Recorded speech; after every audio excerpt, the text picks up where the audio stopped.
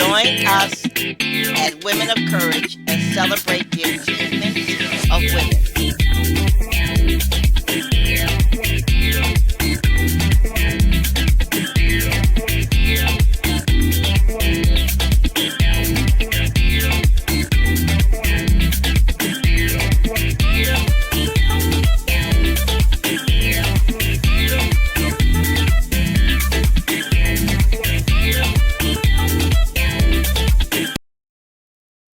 In the upcoming months, I am going to change our format significantly.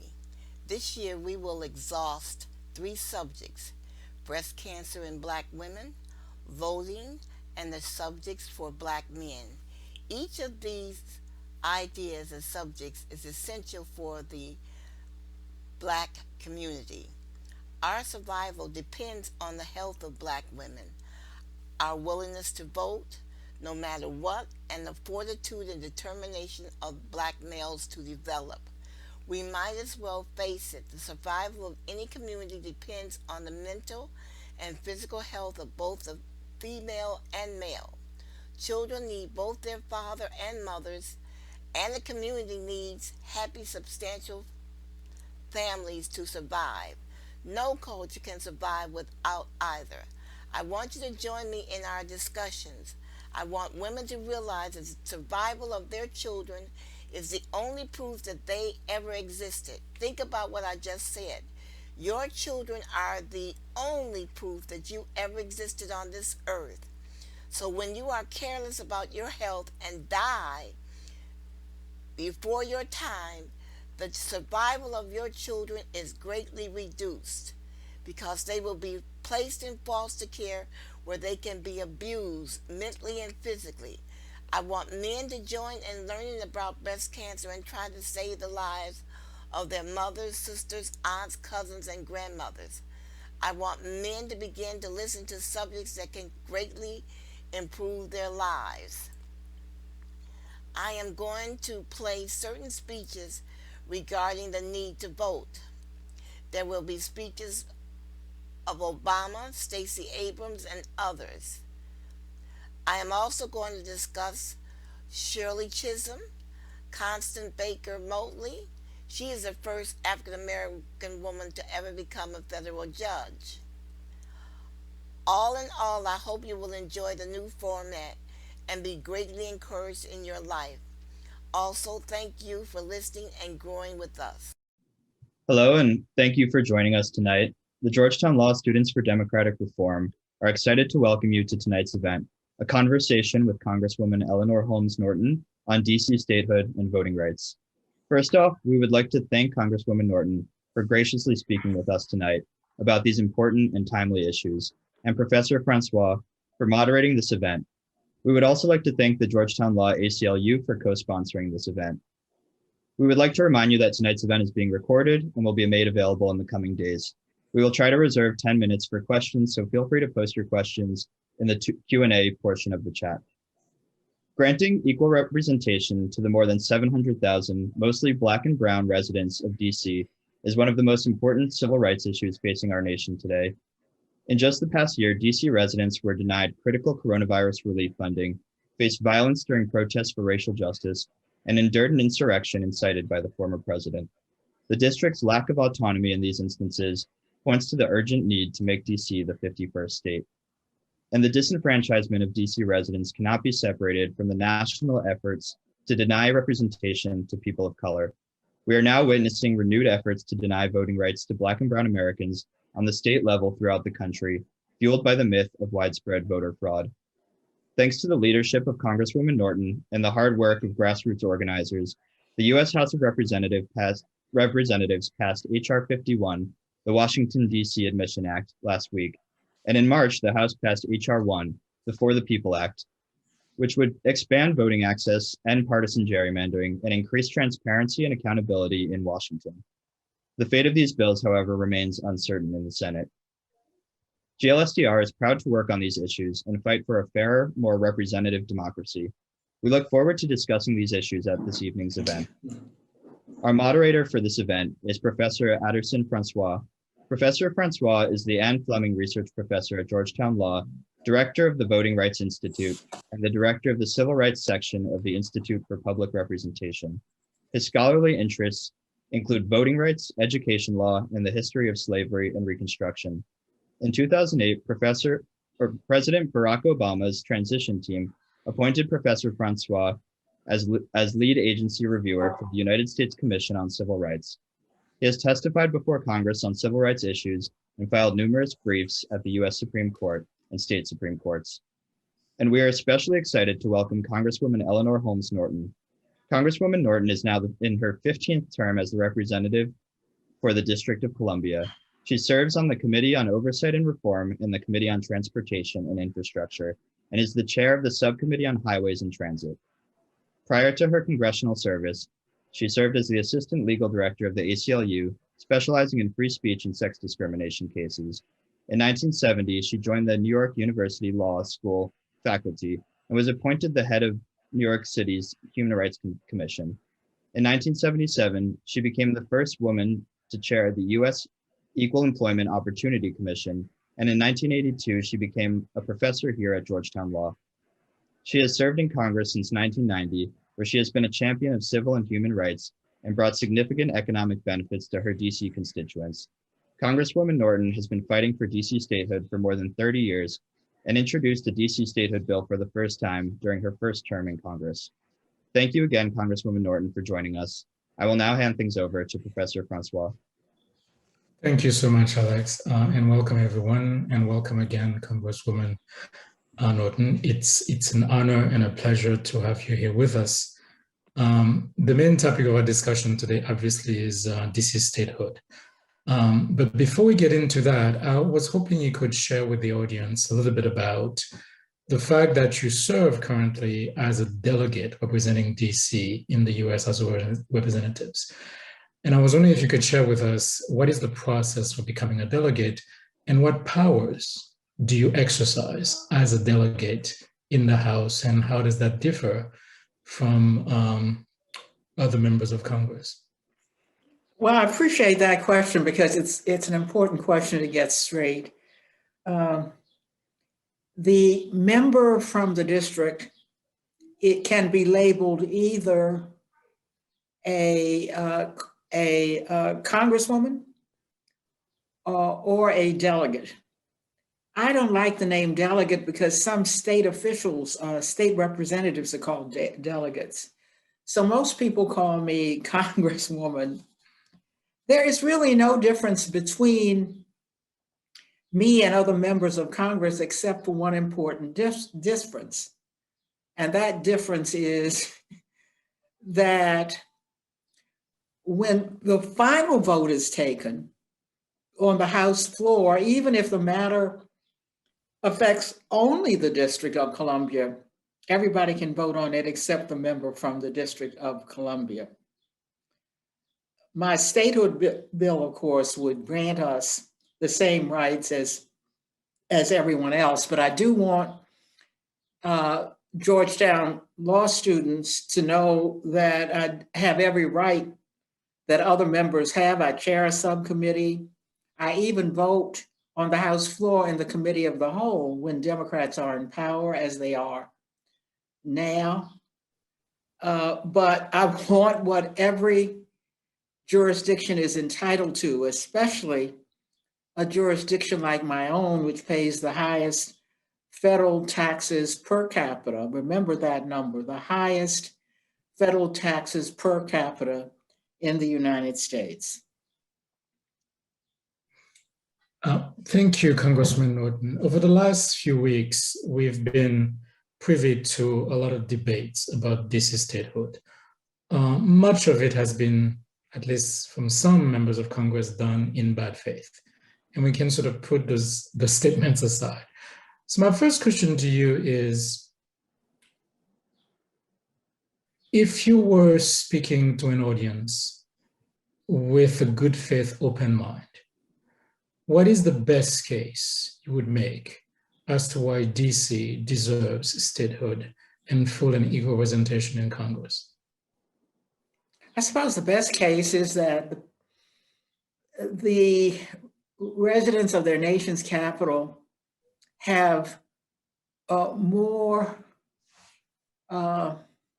residents than two states, which all have two senators and a voting representative. About 7 states have about the population equivalent to the District of Columbia. The best case by far, though, is that the district pays the highest federal taxes per capita in the United States. And it is that case which I think has brought more people to DC statehood than anything else. If you look at where residents of the United States stand, 54%, that's an important number. 54% of the American people now support DC statehood.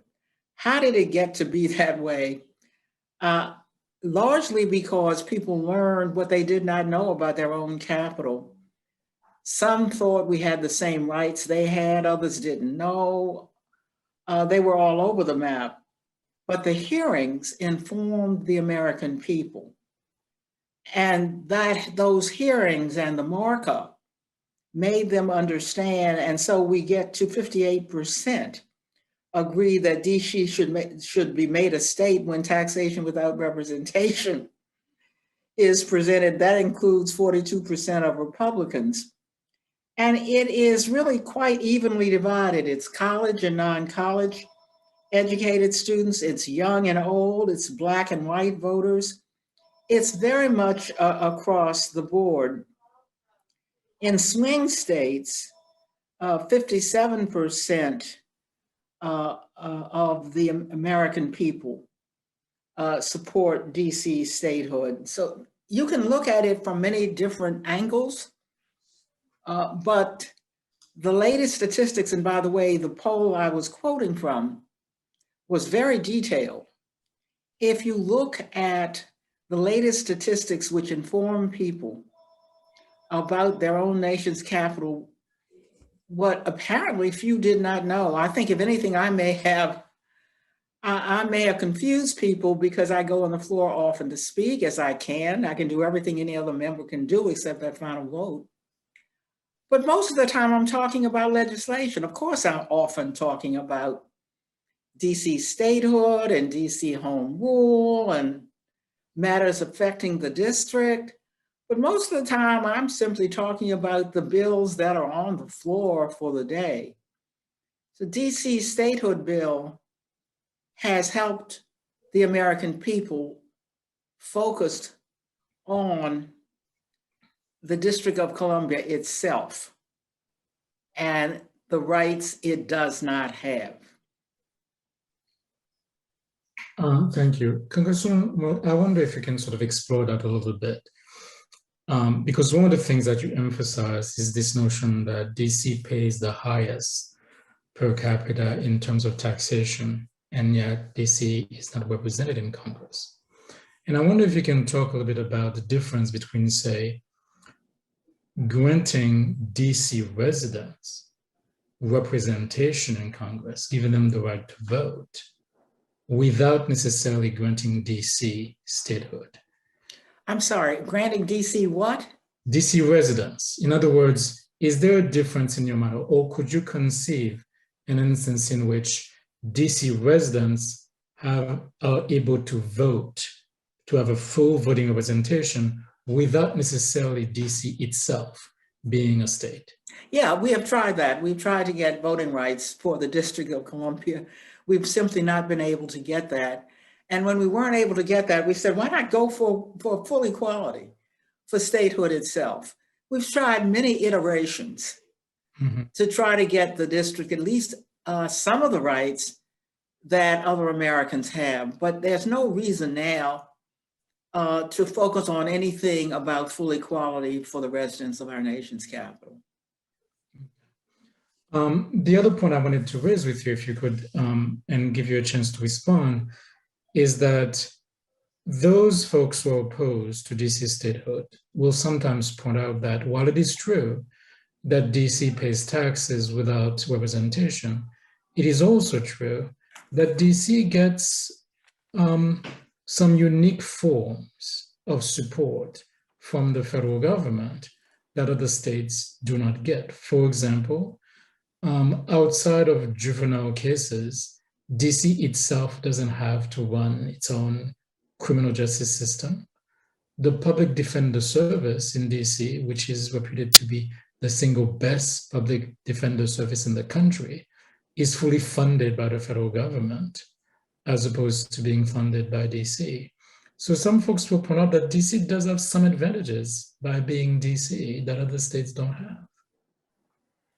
It is certainly true that the district does not pay for everything, but that is quite beside the point for statehood, because the district is fully prepared to pay for everything a state would pay for, including our government pays for because we are the nation's capital, or because the federal government or the Congress has refused to give the district home rule.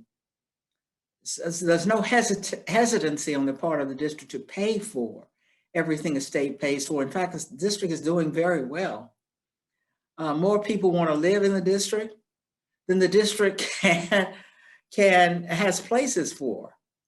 Young people, for example, are living in apartments that were created for a couple of people, sometimes 4 or 5 in one apartment. Part of the reason for that is that the district cannot build high because it is the nation's capital, and there has to be room left for the Capitol, monument, places of that kind to be seen, so that we're impacted into the area which we now hold. And that area will hold as many people as we can get, including many who want to live in the district. You indicated, by the way, and I should correct this, about the district being majority Black. Next census will probably show that the district is once again majority white. For most of its existence, that's 220 years, the district has been a majority white city. That's important to remember, because we didn't even have home rule when it was majority white. We certainly don't have statehood, and it's going back to being majority white again, I predict, because of the next census. The Congress was reluctant to give the district the same rights as others, no matter what race the majority seemed to have. It became majority Black for the first time only in the 1970s, and now it's very close back to where it has always been a majority white city.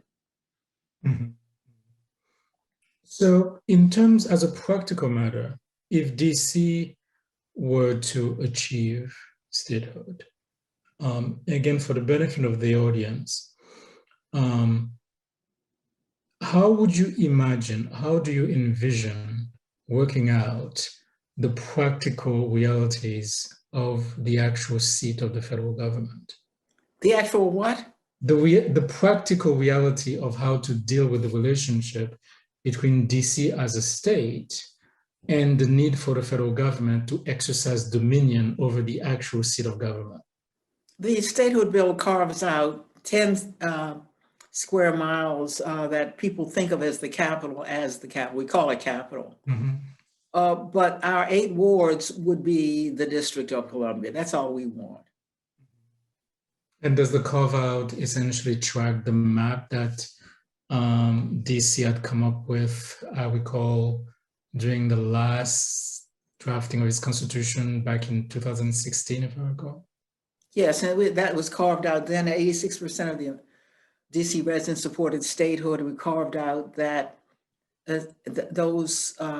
that track between the Capitol and the monument with all the federal buildings, the places that people come and think of as the Capitol, that would remain under the jurisdiction of the federal government.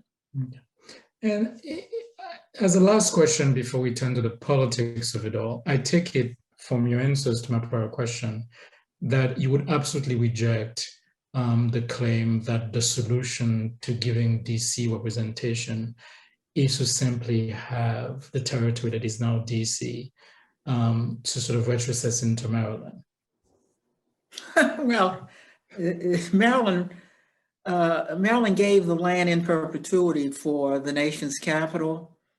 Every member of Congress, the 2 senators, all of the Maryland representatives, including Leader Steny Hoyer, who has, by the way, written an op-ed in the Washington Post for DC statehood. All of the House members support statehood except the lone Republican. And Maryland's gift to DC cannot be taken back at this time because it gave it without condition.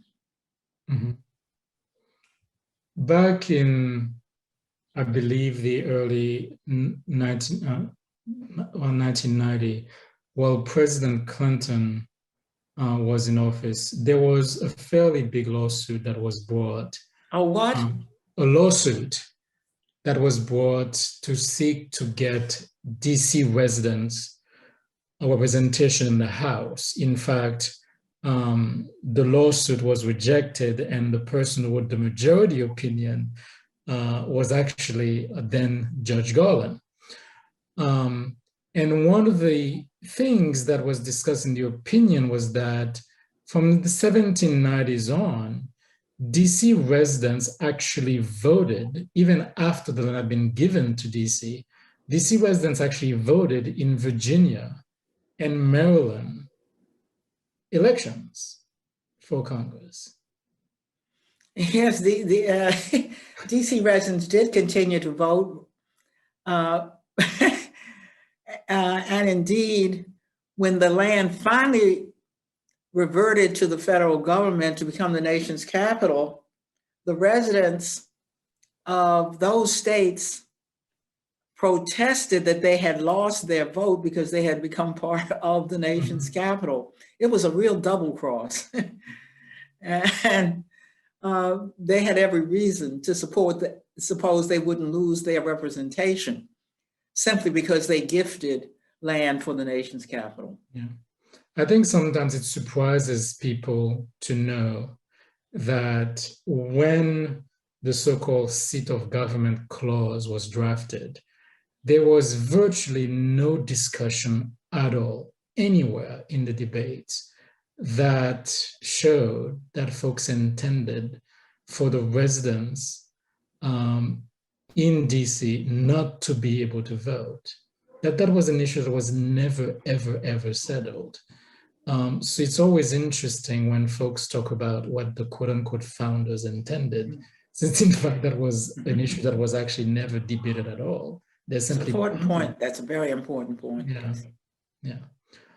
So I wonder if we can turn to the politics of it all, because in preparing, for our discussion, I was reviewing some of the things that I've been working on, and it would surprise people that for a long time, many Republicans in Congress actually were fully in support of DC having full voting rights.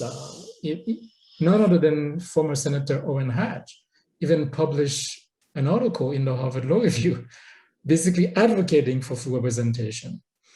But now it seems as if there's near complete unanimous opposition by the Republican Party for statehood.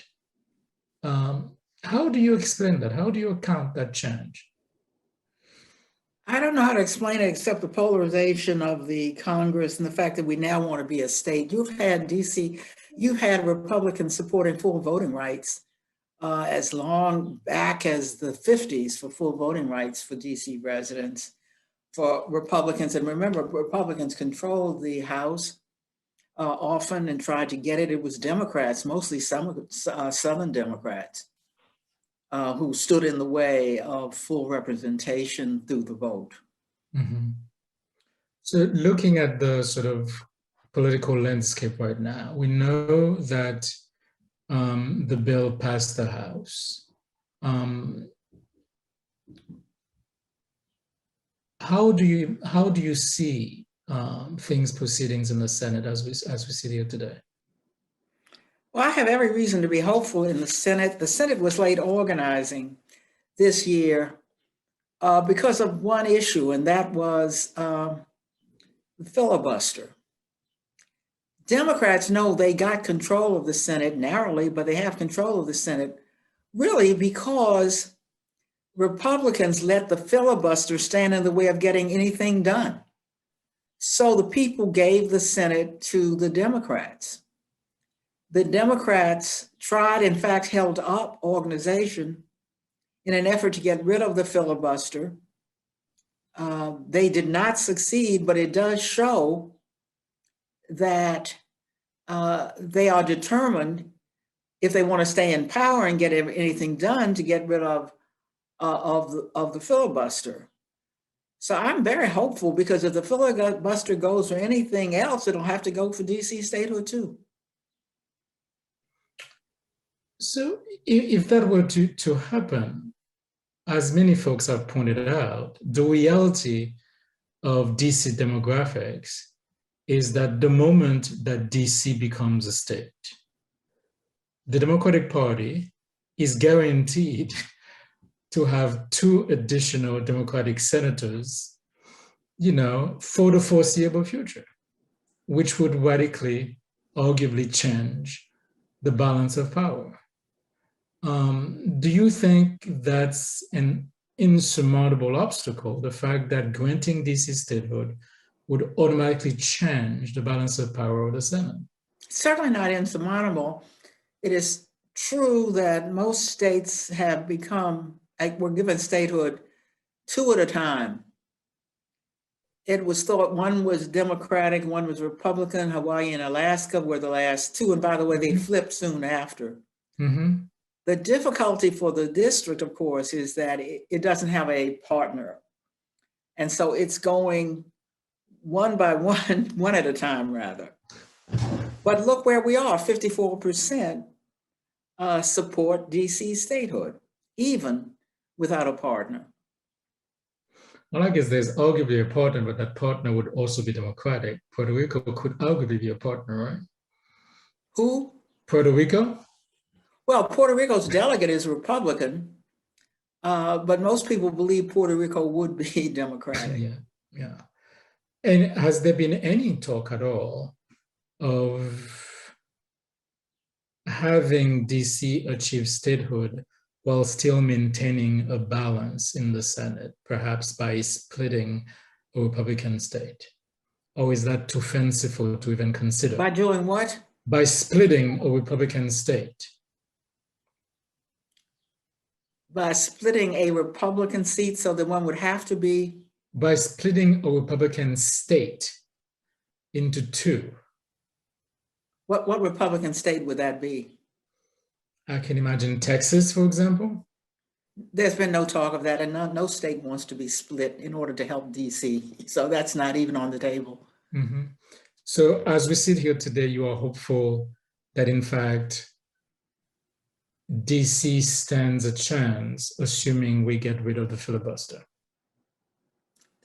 We've gotten rid of the filibuster for everything except legislation. We got rid of it for nominations, and I think DC stands a very good chance if we get rid of the filibuster, because it would have to be my majority vote. Mm-hmm. So other than what we know to be Republican opposition right now, what else do you see as the main obstacles to DC statehood? Republican opposition alone is the major obstacle to statehood. The 54% that I indicated earlier shows you that we already have a majority of the American people, and we expect that number to keep going up the more exposure we give to DC statehood, just as we did this past week when we passed another bill. Mm-hmm. One of the things, I know that you mentioned earlier that in the next census, there is a chance that DC might once again become majority white. But unless I'm mistaken, in the last census, DC still remains majority Black, or at least plurality Black. Is that correct? Although it was very close then to even, but yes, that is correct.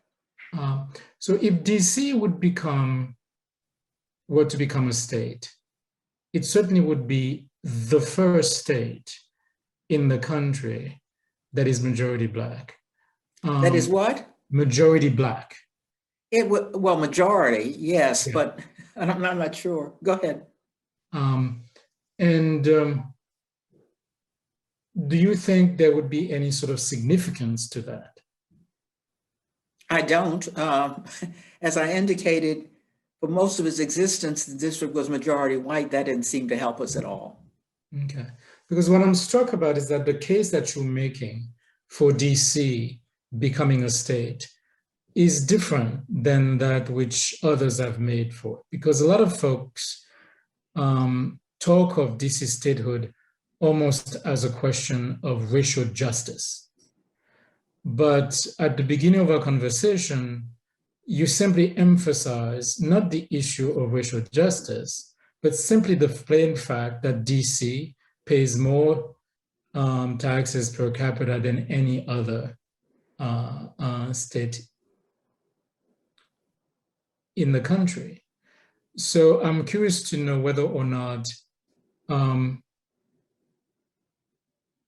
you're making the case, you're not making the case for DC statehood based on questions of racial justice is simply a political stance, or whether or not you believe it is simply not the best case for DC statehood. Well, it's impossible to avoid the notion that we have more African Americans here than other states that have become states of the Union. But the reason I don't make the case based on race is because the case against DC having even home rule didn't have anything to do with race. So I certainly applaud the notion that many people would like to see a state that had many African Americans become a state of the Union. I applaud that. It is hardly a reason to support DC statehood. Mm-hmm. One of the main questions that have come to us in preparation for this discussion, given that this is Georgetown, is that students are really curious and they want to know, as a practical matter, what can they do? What steps can they take right now to support? Well, I had hoped to hear from students. Exactly. Particularly since I rejoice in the fact that I was a full-time tenured professor when I taught full-time just before coming to Congress at Georgetown. So some of my best memories are as a professor of law at Georgetown. Now, Georgetown students come from throughout the university. It's a national, indeed an international university and law school. So because they come from probably every state in the Union, they could do something. They could make sure that their relatives write or email their senators to have them lobby for DC statehood. Other than talking back to their residents back home, are there any other steps you can think of that they can take to help the push for DC statehood? Excuse me? You mentioned that one of the things that students can do is to talk to their folks back home, talk to representatives back home.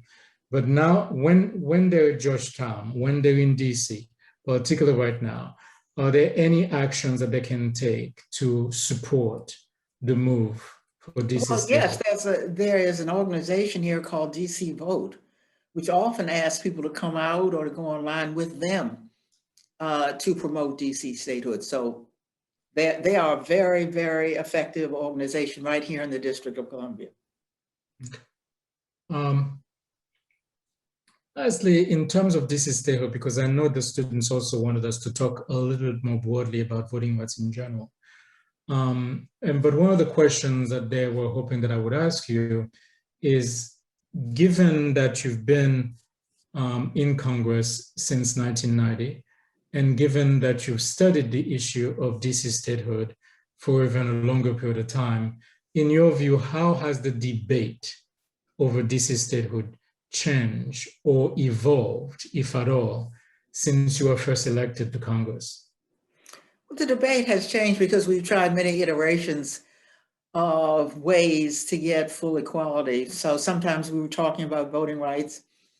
Now, of course, we're talking about statehood. Depending on how the Congress looked, we have tried in many ways, many diverse ways to get at least some representation.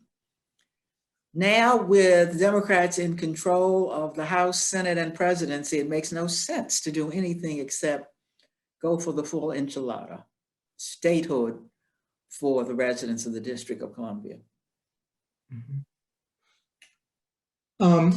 I know at some point students may join the discussion in terms of any question about DC statehood, but I wanted us to at least have a chance also to talk more broadly about voting rights.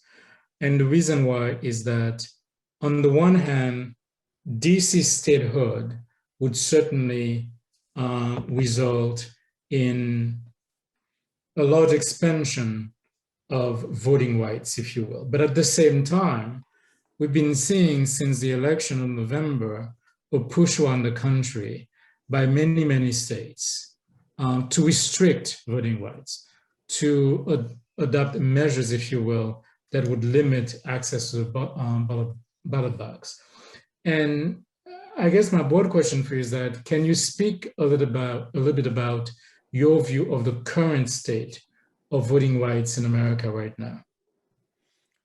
Well, we now are in the midst of something of a revolution when it comes to voting rights. We see people in the streets saying Black Lives Matter. A lot of that is about voting rights. We see people taking down Confederate statues. We see more and more Americans supporting voting rights nationally in the Congress of the United States. This is an issue that affects not only DC residents, but increasingly the country at large. And do you perceive from your position in Congress that in fact there is a mood in Congress to sort of expand voting rights?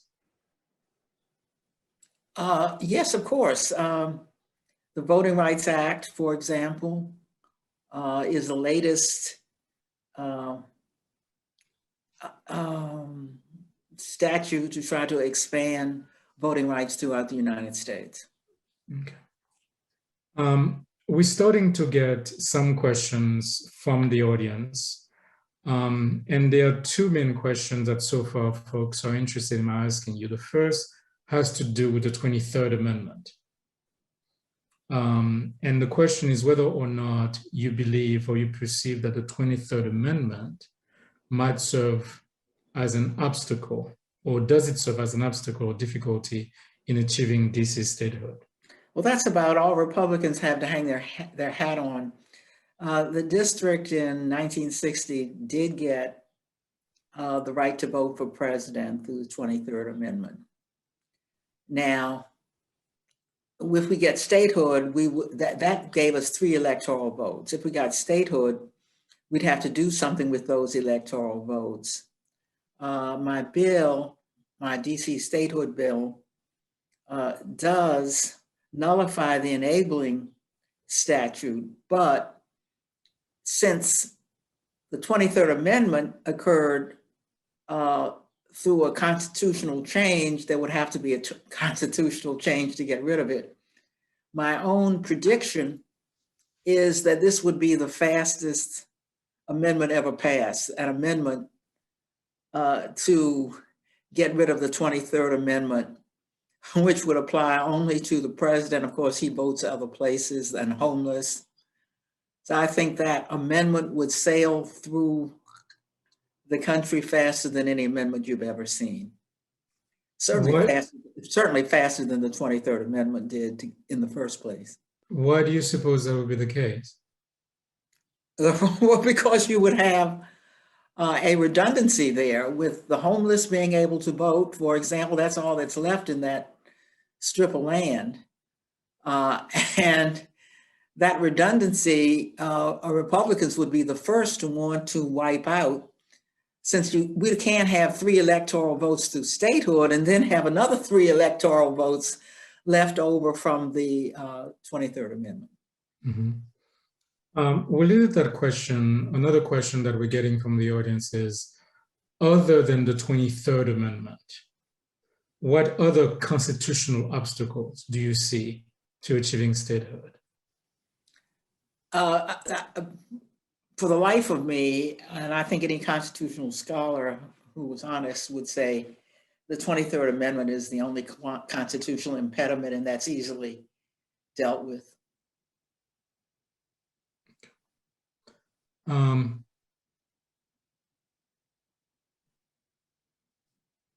The next question in the queue is the following.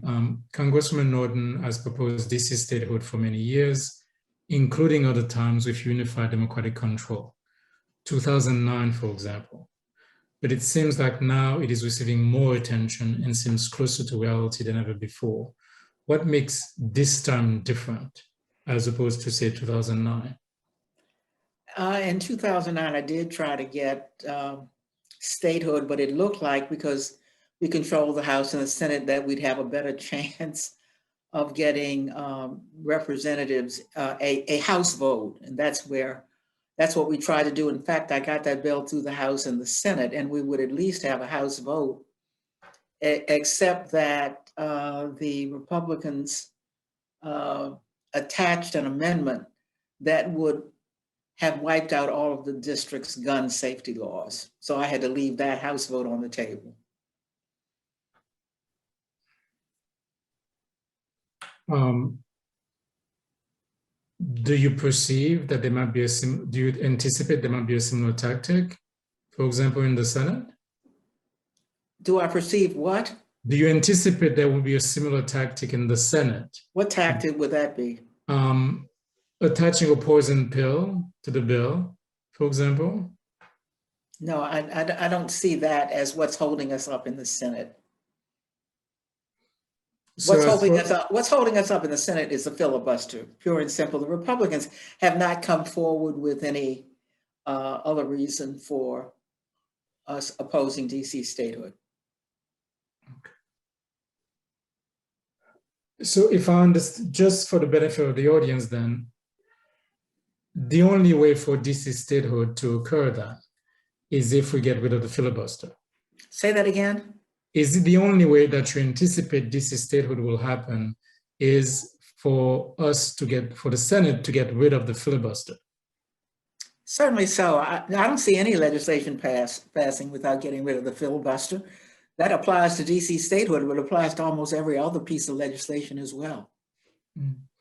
And what do you make of the fact that at least 2 Democratic senators seem to have come out pretty strongly in opposition to getting rid of the filibuster? I'm not particularly worried about that. We've got more than 90% of the Democratic senators actually co-sponsoring the bill, and I anticipate that we will make up for the outliers in the Senate, and there are only a couple of them, by increasing the number of Democratic senators. And I think Biden and what he's doing will help us increase the number of Democratic senators in the next Congress. So we're simply going to outvote them and outnumber them. Okay. The next question is one that goes back to an issue that we begin to talk about. And the question is as follows. We've often heard discussions of combining the issues of DC statehood and Puerto Rico statehood. Do you believe that DC statehood will be more or less likely if these issues are brought together, or should these 2 movements remain separate? Well, we'd always be glad to have somebody to partner with. In Puerto Rico, we'd be very happy to partner with, but they haven't made up their mind yet on whether or not they want statehood. They'd have to pay for all the functions they don't have to pay for at this time. And they are in deliberations as I speak. Their own delegation to the House on that matter is divided, but we'd be glad to partner with statehood if they're willing. I mean, with Puerto Rico, if they're willing. The next question that I have in the queue is a very broad one, and the question was as follows: what are some of the next steps that DC would have to undertake once it achieves statehood? What are the, I'm sorry, that the district would have to take when? Once it achieves statehood. The district would have a period, as other states have had, called a transition period, during which they would have time to take on all of the elements of statehood. We're asking for no more than every other state had, and that is that traditional transition period. How long would you anticipate that transition period to be? It differs. You have some states that it took more years than others. Nobody could tell you at this point. But states are given the latitude to, in fact, engage in what it would take to become whole as a state. And there is no time limit on it at all. Okay. I'm just going through the questions to make sure that I give students a chance to participate. So my next question, the next question in the queue then would be, is not so much about the steps that DC would take, but given your long representation of DC in Congress, and given your deep familiarity with DC politics, how would you anticipate the political dynamics of DC itself would change if it were to achieve statehood? The political dynamics, I'm not sure there would be much change in the political dynamics. We'd be the same people. We'd simply be a state. I suppose what I was getting at is right now,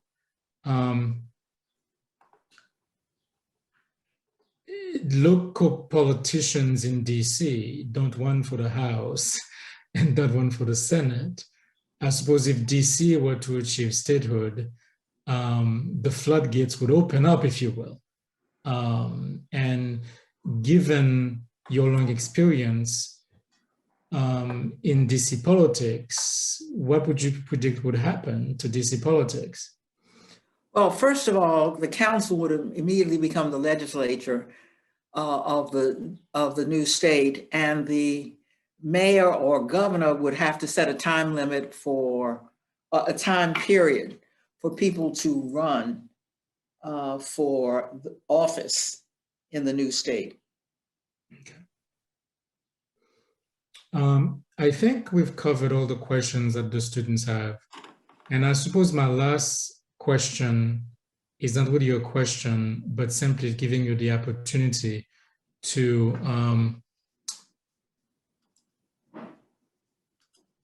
have some closing thoughts for the students on this issue, because again, this is an issue that has been something like your life's work. And it sounds as if we are as close as we've ever been to achieving that dream, if you will. And I wonder if you have any sort of final closing thoughts for the students as to where we are right now, and given that we stand so close to achieving statehood. I would say to students, particularly students at Georgetown Law Center, where I myself was a tenured professor, that I have particularly appreciated the opportunity to talk with Georgetown students who come from all over the country, who have had, many of them, the benefit of living in states which have the same rights as others. Now they come to law school, one of the great law schools, and they find that they better watch out because they're in a place that doesn't have the same rights. I hope that will lead Georgetown law students to proselytize, if you will forgive the word, for DC statehood, telling people, for example, not only that we pay the highest taxes per capita in the United States, but that we have a budget that's larger than 12 states. We have a bond rating that is greater than 35 states. In other words, that the district is overqualified for statehood. So I've enjoyed talking with you. If you would continue to talk with others, particularly law students, whose questions show that they are well-versed in the issue, not only would I be appreciative, but I'm certain that the people I represent would also. Thank you, Congresswoman Norton. I want to turn things back now to Alex for some closing thoughts, for any closing thoughts. Yes, thank you so much. Thank you, Professor Francois, and thank you so much, Congresswoman Norton. We really appreciate you both joining us for this event on this really timely and interesting topic. We just wanted to kind of send a shout out to people here watching right now. GLSDR is very active on this issue. We've planned a number of lobby days on DC statehood where we've met with Democratic senators and some Republican senators, trying to push them to support DC statehood. And as we see now, I believe the count is 46 Democratic co-sponsors in the Senate. So we're almost there, and I think that we can get there. I also want to shout out a few of our members who are working with DC Vote right now, trying to figure out kind of legal solutions to overcoming some of the 23rd Amendment constitutional challenges that might arise. So that's something we've been involved in as well. We've done some door knocking and handing out flyers. So I think if anybody wants to get involved in this issue, we live in DC. We have a stake in this issue. Many of us will start our careers and maybe stay in DC for years to come. And I just had one other question that I received from a friend who's watching. Curious, Congresswoman Norton, if you could just speak to a few of the issues that you think are most pressing for the people of DC outside of the statehood context, but are there any issues, housing, healthcare, things that you think are important that could be more easily addressed if we were a state? Well, there are many issues pressing for DC, and I've been probably most important is housing, but none of those issues. Remember, I get to vote in committee and vote on most matters affecting the District of Columbia. And most of those would not be affected by statehood. They are affected by my being in the majority. Housing is perhaps the most critical one for the residents of the District of Columbia today because housing is so expensive. We've been able to get through the most recent coronavirus bill, many of the of what the residents of the District of Columbia need. So I think we've covered some of what DC residents most need in the questions that Professor Francois asked me. Great. Well, thank you so much again for joining us. Like I said, if anybody has interest in joining our club or working on these issues, feel free to reach out to me by email, or you can feel free to look us up on Facebook. It's the Georgetown Law Students for Democratic Reform, or GLSDR. Thanks again so much for coming, and have a good rest of your day.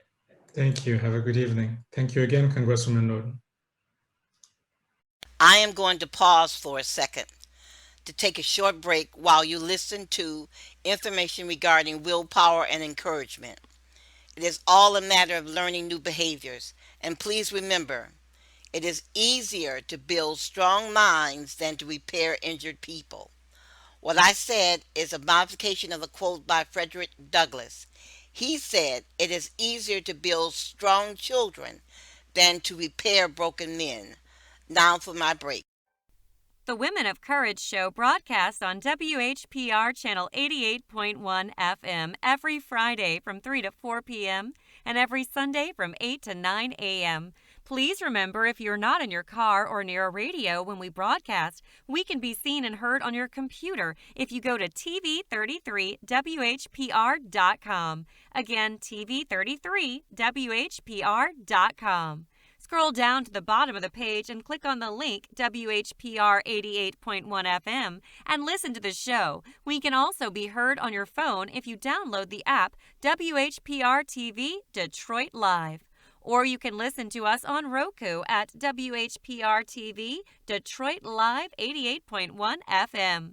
If you miss any of our broadcasts, you can visit our archive and listen to that broadcast on our YouTube channel, Touched by the Light Publishing. If you want to discuss any of the topics of my shows, you can email womenofcourage@murderedvoices@gmail.com. Thank you. And don't forget to visit our website at touchedbythelight.us for a book to read. Are you a woman seeking solace? Or are you a woman in need of the comfort of prayers? Or are you one distressed and disturbed? It doesn't matter your niche. The Prayer Jar is a book just for you. It deserves your study table. The author, a fellow woman, writes this book inspirationally to address your prayer needs in every situation. The book does not only bring you closer to God, but it also leads you to a mature prayerful life. The printing is in black and white. Don't wait. Go to https://touchedbythelight.us/regular-publications to get your copy instantly for $14.95 only. The Prayer Jar, a Christian book for your prayer life. One moment in time can change everything in your life. When you agreed to purchase the books The Prayer Jar and The Woman I Want to Be to help save someone's life, you are actually helping yourself. No one knows when they will be diagnosed with breast cancer. So help yourself and others by purchasing a book at the WHPR Studios at 160 Victor Street in Highland Park, Michigan. We thank you for your support. The proceeds will help us in our year-long campaign. Thank you for listening to Women of Courage, and have a great day.